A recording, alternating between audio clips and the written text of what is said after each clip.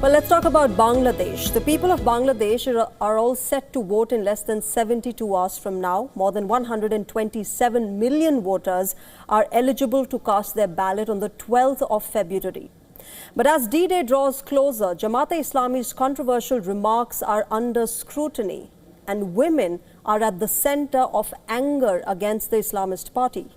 Women are being pushed to the margins in a country where women leaders like Sheikh Hasina and the late Khalida Zia used to dominate the political arena. The section of the society that played an equally important role in the July 2024 uprising are now hitting the streets once again.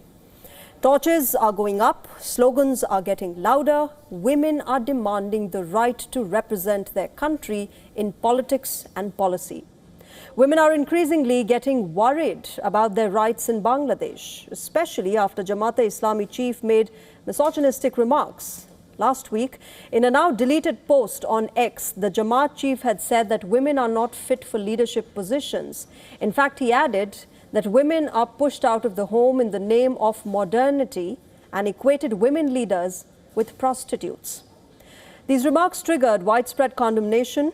To tame the anger, the Jamaat promised to include women in the cabinet if it wins the elections. But the fact remains that the party has not fielded a single woman candidate in this election. In fact, across all parties, only 78 women are on the ballot for this election. This amounts to 4% for a gender that represents over 50% of the total electorate. If Jamaat comes to power, there are questions on the future of Bangladeshi women workforce, especially in women-led industries that could plunge into crisis. Women, remember, are the driving force of Bangladesh's textile industry. They represent over 50% of the total workforce in textile business, the sector which holds 80 to 85% of the country's total exports. Sporadic violence has also gripped the country ahead of the critical elections, despite the interim government's claims of peaceful elections.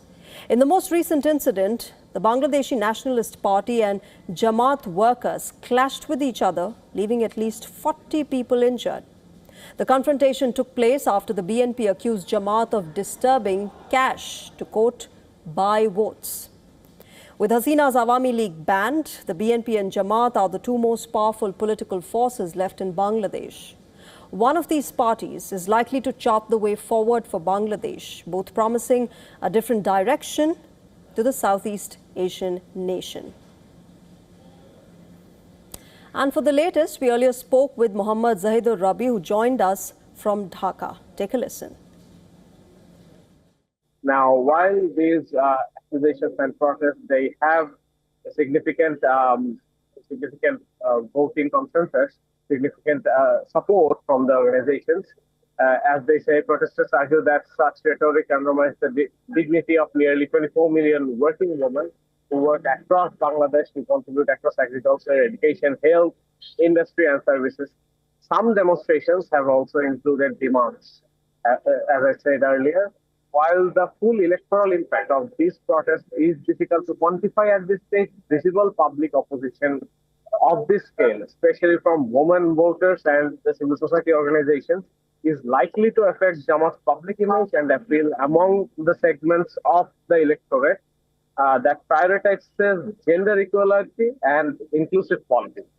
At the same time, Jamaat maintains a strong support base in its traditional constituencies, and the party has responded to criticism by disputing the accuracy of the allegations.